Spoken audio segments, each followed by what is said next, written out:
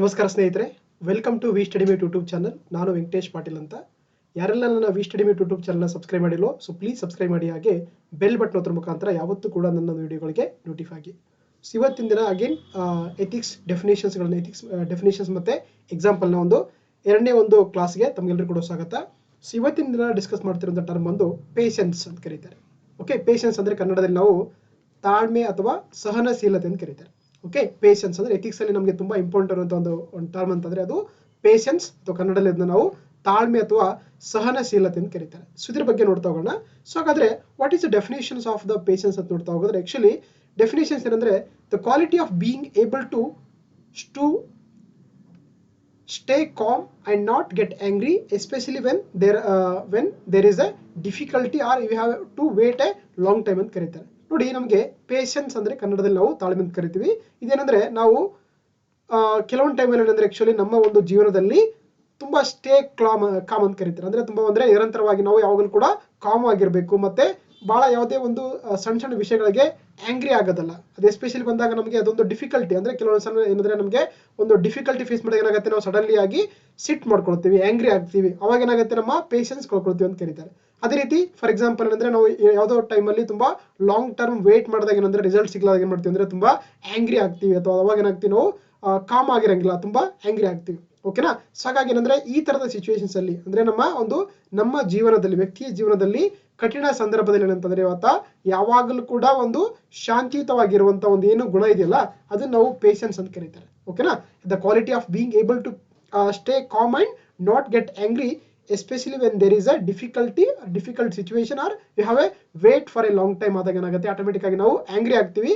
ಅದನ್ನು ಕಡಿಮೆ ಮಾಡ್ಕೊಂಡು ಏನಂದರೆ ಒಂದು ಸ್ಟೇ ಕಾಮ್ ಆಗಿರುವಂಥದ್ದು ಇದೆಯಲ್ಲ, that is called the patience ಅಂತ ಕರೀತಾರೆ. ಹಾಗಾಗಿ ಪ್ರತಿಯೊಬ್ಬ IAS ಆಫೀಸರ್ ಆಗಿರ್ಬೋದು, ಒಂದು ಸಿವಿಲ್ ಸರ್ವೆಂಟ್ಗೆ ಇರುವಂಥ ಭಾಳ ಪ್ರಮುಖವಾದಂಥ ಒಂದು ಗುಣಲಕ್ಷಣ ಅಂತಂದರೆ ಅದು ಪೇಷನ್ಸ್ ಅಥವಾ ತಾಳ್ಮೆ ಅಂತ ಕರೀತಾರೆ. ಓಕೆನಾ? ಇದು ಡೆಫಿನೇಷನ್ಸ್ ಅಂತ. ಸೊ ಹಾಗಾದರೆ ಎಕ್ಸಾಂಪಲ್ಸ್ ನೋಡ್ತಾ ಹೋಗೋಣ. ಸೊ ಹಾಗಾದರೆ ಪರ್ಸನಲ್ ಲೈಫ್ ಬೇಸ್ರಲ್ಲಿ, ಅಂದರೆ ಒಂದು ವ್ಯಕ್ತಿಗತವಾಗಿರುವಂಥ ಲೈಫ್ ಬೇಸ್ರಲ್ಲಿ ಎಕ್ಸಾಂಪಲ್ ಕೊಡಬೇಕು ಅಂದ್ಕೊಂಡ್ರೆ, ನೋಡಿ ಆ್ಯಕ್ಚುಲಿ UPSC ಎಕ್ಸಾಮ್ ನಿಮಗೆಲ್ಲ ಗೊತ್ತಿರುವಂತೆ, ಹೌದಾ? UPSC ಏನು ಮಾಡುತ್ತೆ, ಆಲ್ ಇಂಡಿಯಾ ಸರ್ವಿಸ್ ಎಕ್ಸಾಮ್ಗಳನ್ನ ಕಂಡಕ್ಟ್ ಮಾಡುತ್ತೆ. ಇದು one of the toughest exam in the competitive field ಅಂತ ಕರಿತೀವಿ ನಾವು, ಹೌದಾ? ಸೊ ಹಾಗಾಗಿ ಏನಂದರೆ ಇದು ನಮಗೆ ಫಸ್ಟ್ ಅಟೆಂಪ್ಟ್ಗೆ ಆಗದೇ ಇರ್ಬೋದು, ಕೆಲವೊಂದು ಸಲ ತುಂಬ ಅಟೆಂಪ್ಟ್ಸ್ ತೊಗೊಂಡ್ರು ಕೂಡ ನಮಗೆ ಕ್ಲಿಯರ್ ಆಗಲ್ಲ. ಅವಾಗ ಏನಾಗುತ್ತೆ, ನಾವು ಯಾವುದೇ ಕಾರಣ ಕೂಡ ಪೇಷನ್ಸನ್ನು ಅಥವಾ ತಾಳ್ಮೆಯನ್ನು ಕಳ್ಕೊಬಾರ್ದು. ಅವಾಗ ಕಳ್ಕೊಳ್ಳೋದ್ರೆ ಏನಾಗುತ್ತೆ ಅಂದರೆ, ನಾವು ಆ್ಯಕ್ಚುಲಿ ನೋಡಿ ಅಂದರೆ through clearing a civil service exam may take multiple years, ಅದು ತುಂಬ ವರ್ಷಗಳು ತೊಗೊಳ್ಬೋದು. ಬಟ್ ಏನಾಗುತ್ತೆ, but I keep trying for my dream with patience for many day to come ಅಂತ ಕರೀತಾರೆ. ಅಂದರೆ ನಾವೇನಾಗುತ್ತೆ, ಸೊ ಅದು ಫೇಲ್ ಆದರೂ ಕೂಡ ಏನಾಗುತ್ತೆ, ನಾನು ಸತತ ಪರಿಶ್ರಮದಿಂದ ತಾಳ್ಮೆಯಿಂದ ಎಕ್ಸಾಮ್ ಕ್ಲಿಯರ್ ಮಾಡಿದಾಗ ಏನಾಗುತ್ತೆ, ಆಟೋಮೆಟಿಕ್ ಆಗಿ ನಮಗೆ ಒಂದು ಪೇಷನ್ಸನ್ನು ಬಳಸ್ಕೊಂಡು ಏನಾಗುತ್ತೆ ಅಂದರೆ ನಾವು ಈಸಿಯಾಗಿ ಎಕ್ಸಾಮನ್ನು ಕ್ಲಿಯರ್ ಮಾಡ್ಬೋದು. ಬಿಕಾಸ್ ಆಫ್ ದಿ ಪೇಷನ್ಸ್ ಅನ್ನೋದು ತುಂಬ ಇಂಪಾರ್ಟೆಂಟ್ ಆಗ್ತಾ ಹೋಗುತ್ತೆ. ಅದು ಪರ್ಸನಲ್ ಲೈಫ್ ಬೇಸಿರುವಂಥ ಒಂದು ಕ್ವಾಲಿಟಿ ಅಂತ ಹೇಳ್ಬೋದು. ಅದೇ ರೀತಿ ಒಂದು ಇತಿಹಾಸದ ಒಂದು ಎಕ್ಸಾಂಪಲ್ ನೋಡ್ಬೇಕು ಅನ್ಕೊಂಡ್ರೆ ಏನಂತ ನೋಡಿ, for example well people lose patience and confidence in peaceful protest during the non cooperation movement ಅಂತ ಕರೀತಾರೆ. ಹೌದಾ? ನಿಮಗೆಲ್ಲ ಗೊತ್ತಿರುವಂತ ಏನಂದ್ರೆ, ಗಾಂಧಿಯ ಬಹಳ ಪ್ರಮುಖ ಚಳವಳಿಯಲ್ಲಿ ಅಸಹಕಾರ ಚಳವಳಿ ಕೂಡ ನಮಗೆ ತುಂಬಾ ಇಂಪಾರ್ಟೆಂಟ್ ಆಗುತ್ತೆ. ಹೌದಾ? ಅಸಹಕಾರ ಚಳವಳಿ, ಅದರಲ್ಲಿ ನಿಮಗೆಲ್ಲ ಗೊತ್ತಿರುವಂತ ಏನಂದ್ರೆ, ಆಕ್ಚುಲಿ ಗಾಂಧಿ ಏನ್ ಮಾಡ್ತಾರೆ ಅಂದ್ರೆ ನಾನ್ ಕೋಆಪರೇಷನ್ ಮೂವ್ಮೆಂಟ್ ಅನ್ನ ಸ್ಟಾರ್ಟ್ ಮಾಡ್ತಾರೆ.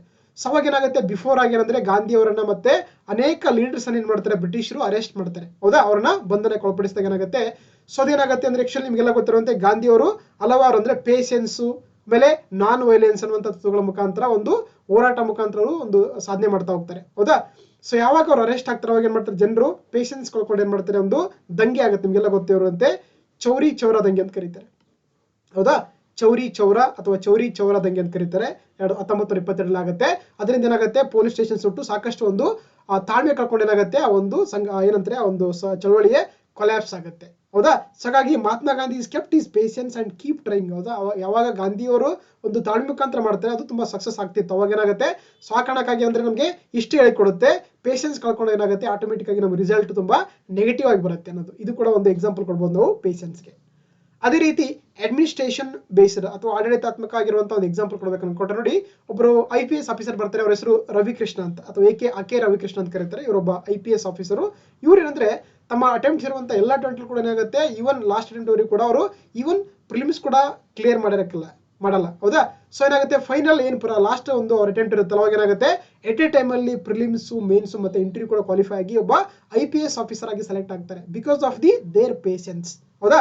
ಅದರಿಂದ ಏನಂದ್ರೆ ಇವತ್ತೇನಾಗಿದ್ರೆ ಅವರೊಬ್ಬ TTD ತಿರುಪತಿ ತಿರುಮಲ ದೇವಸ್ಥಾನಂನ ಒಬ್ಬ ಚೀಫ್ ವಿಜಿಲೆಂಟ್ ಸೆಕ್ಯೂರಿಟಿ ಆಫೀಸರ್ ಆಗಿ ಕೆಲಸ ಮಾಡ್ತಾ ಇದ್ದಾರೆ. ಓಕೆ, ಬಿಕಾಸ್ ಆಫ್ ಏನಂದ್ರೆ ಅವರ ಪೇಷನ್ಸ್ ಕಾರಣ.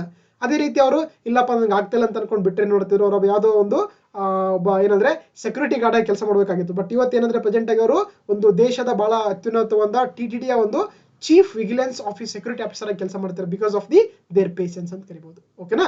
ಸೊ ಹಾಗಾಗಿ ಇವೆಲ್ಲ ಕೂಡ ಎಕ್ಸಾಂಪಲ್ ಅಂತ ಹೇಳ್ಬೋದು. ಅದೇ ರೀತಿ ಕರೆಂಟ್ ಬೇಸ್ಡ್ ಅಂದ್ರೆ ಪ್ರಸ್ತುತವಾಗಿರುವಂತಹ ಒಂದು ಎಕ್ಸಾಂಪಲ್ ಕೊಡ್ಬೇಕು ಅನ್ಕೊಂಡ್ರೆ ಪೇಷನ್ಸ್ಗೆ ನೋಡಿ, ನಮಗೆಲ್ಲ ಗೊತ್ತಿರುವಂತೆ ಕೇಂದ್ರ ಸರ್ಕಾರ ಒಂದು ಸ್ಕೀಮ್ ಇದೆ, ಅದು ಸ್ಮಾರ್ಟ್ ಸಿಟೀಸ್ ಮಿಷನ್ ಅಂತ ಕರೀತಾರೆ. ಹೌದಾ. ಸ್ಮಾರ್ಟ್ ಸಿಟಿ ಮಿಷನ್ ಅಂತಂದ್ರೆ ಏನಂದ್ರೆ ಒಂದು ಸೆಂಟ್ರಲ್ ಗವರ್ಮೆಂಟ್ ಒಂದು ಯೋಜನೆ ಆಗಿದೆ. ಒಂದು ಸಿಟಿ ಸೆಲೆಕ್ಟ್ ಮಾಡ್ಕೊಂಡು ಅಲ್ಲಿರುವಂತ ಇನ್ಫ್ರಾಸ್ಟ್ರಕ್ಚರ್ ನ ಡೆವಲಪ್ ಮಾಡೋಕ್ಕೆ ಒಂದು ಸ್ಕೀಮ್ ಮಾಡಿದ್ದಾರೆ. ಅದನ್ನ ನಾವು ಸ್ಮಾರ್ಟ್ ಸಿಟಿ ಮಿಷನ್ ಅಂತ ಕರೀತಾರೆ. ಇದು ಕೂಡ ಏನಂದ್ರೆ ಒಂದು ಮದುರೈ ಗೊತ್ತಲ್ಲ, ತಮಿಳುನಾಡಿನ ಮದುರೈಲಿ ಅಂದ್ರೆ ಮದುರೈ ಕೂಡ ಈ ಸ್ಮಾರ್ಟ್ ಸಿಟಿ ಮಿಷನ್ಗೆ ಸೆಲೆಕ್ಟ್ ಮಾಡ್ಕೊಂಡಿದ್ದಾರೆ. ಅಲ್ಲಿ ಏನ್ ಮಾಡ್ತಾರೆ ಅಂದ್ರೆ ಆ ಪೆರಿಯಾರ್ ಬಸ್ ಸ್ಟಾಪ್ ಅನ್ನ ರಿನೋವೇಷನ್ ಮಾಡ್ತಾ ಹೋಗ್ತಾರೆ. ಅದೇ ರೀತಿ ಅಲ್ಲಿ ಪಾರ್ಕಿಂಗ್ ಅನ್ನ ಮಲ್ಟಿ ಲೆವೆಲ್ ಮಾಡ್ತಾ ಇದ್ದಾರೆ. ಸೊ ಇದರಿಂದ ಏನಾಗುತ್ತೆ ಅಂದ್ರೆ ಅದು ಅಲ್ಲಿ ಸಾಕಷ್ಟು ಒಂದು ಇನ್ಫ್ರಾಸ್ಟ್ರಕ್ಚರ್ ಡೆವಲಪ್ ಮಾಡ್ತಾ ಹೋಗ್ತಾರೆ. ಅದರಿಂದ ಏನಾದ್ರು ನೋಡಿ, ಸೊ ಏನಾಯ್ತದೊಂದು ಮತ್ತೆ ಮೀನಾಕ್ಷಿ ಟೆಂಪಲ್, ಸುಂದರೇಶ್ವರ ಟೆಂಪಲ್ ಕೂಡ ಅಲ್ಲಿ ಒಂದು ರಿನೋವೇಷನ್ ಡೆವಲಪ್ಮೆಂಟ್ ಮಾಡ್ತಾ ಇದ್ದಾರೆ. ಅದರಿಂದ ಏನಾಗಿದೆ ಪ್ರೆಸೆಂಟ್ ಆಗಿ ಅಂದ್ರೆ ಒಂದು ಟಾಪ್ ನಾಚ್ ಇನ್ಫ್ರಾಸ್ಟ್ರಕ್ಚರ್ ಒಂದು ಸಿಟಿಯಾಗಿ ಏನಂದ್ರೆ ಪ್ರೆಸೆಂಟ್ ಆಗಿ ಅದು ಪ್ರಸ್ತುತವಾಗಿರುವಂಥದ್ದು ಯಾವುದು, ಮದುರೈ ಸಿಟಿ. ಬಟ್ ಇದ್ರೆ ಈ ಒಂದು ಸ್ಮಾರ್ಟ್ ಸಿಟಿ ಸ್ಟಾರ್ಟ್ ಮಾಡೋದಾಗ ಏನಂದ್ರೆ ಒಂದು ಸಾಕಷ್ಟು ಪ್ರಾಬ್ಲಮ್ಸ್ಗಳನ್ನ ಫೇಸ್ ಮಾಡ್ತಾರೆ. ಯಾರು, ವರ್ಕರ್ಸ್ಗಳು. ಮತ್ತು ವರ್ಕರ್ಸ್ ಕೂಡ ಫೇಸ್ ಮಾಡ್ತಾರೆ. ಅದೇ ರೀತಿ ಅಲ್ಲಿ ಪೀಪಲ್ಸ್ ಕೂಡ ಫೇಸ್ ಮಾಡ್ತಾರೆ. ನೋಡಿ ಎಲ್ಲಿ ಅಂದ್ರೆ ಫಾರ್ ಎಕ್ಸಾಂಪಲ್ ಅಂದ್ರೆ ಅಲ್ಲಿ ರೋಡ್ಗಳನ್ನ ಡಗ್ ಮಾಡ್ತಾ ಇರ್ತಾರೆ, ಅಂದ್ರೆ ಮಾಡ್ಬೇಕಾದ್ರೆ ಅದೇ ರೀತಿ ಟ್ರಾಫಿಕ್ ಡೈವರ್ಸಿಯೇಷನ್ ಮಾಡ್ತಾರೆ. ಇದರಿಂದ ಜನರಿಗೆ ಸಾಕಷ್ಟು ಕಿರಿಕಿರಿ ಆದ್ರೂ ಕೂಡ ಜನರು ಏನಾಗಲ್ಲ, ಪೇಷನ್ಸ್ ಕಳ್ಕೊಳ್ಳಲ್ಲ. ಯಾಕಂದ್ರೆ ಇದು ಮುಂದೆ ನಮಗೆ ಒಂದು ಒಳ್ಳೆ ಇನ್ಫ್ರಾಸ್ಟ್ರಕ್ಚರ್ ಆಗುತ್ತೆ ಅಂತ. ಆ ಕಾರಣಕ್ಕೆ ಏನಾಗಿದೆ ಪ್ರೆಸೆಂಟ್ ಆಗಿ ಒಂದು ಟಾಪ್ ನಾಚ್ ಇನ್ಫ್ರಾಸ್ಟ್ರಕ್ಚರ್ ಸಿಟಿ ಆಗಿರುವಂಥದ್ದು, ಬಿಕಾಸ್ ಆಫ್ ಪೀಪಲ್ಸ್ ಪೇಷನ್ಸ್ ಕೂಡ ಇರುವಂಥದ್ದು. ಅದೇ ರೀತಿ ಅಲ್ಲಿ ವರ್ಕರ್ಸ್ ಪೇಷನ್ಸ್ ಕೂಡ ಇರೋದ್ರಿಂದ ಏನಾಗುತ್ತೆ, ಅದು ಇವತ್ತು ಪ್ರಸ್ತುತವಾಗಿ ಒಂದು ಟಾಪ್ ಒಂದು ಇನ್ಫ್ರಾಸ್ಟ್ರಕ್ಚರ್ ಸಿಟಿ ಆಗಿ ಕಾರಣಕ್ಕೆ ಸಾಧ್ಯ ಆಗುತ್ತೆ ಅಂತ ಹೇಳ್ಬೋದು. ಓಕೆನಾ.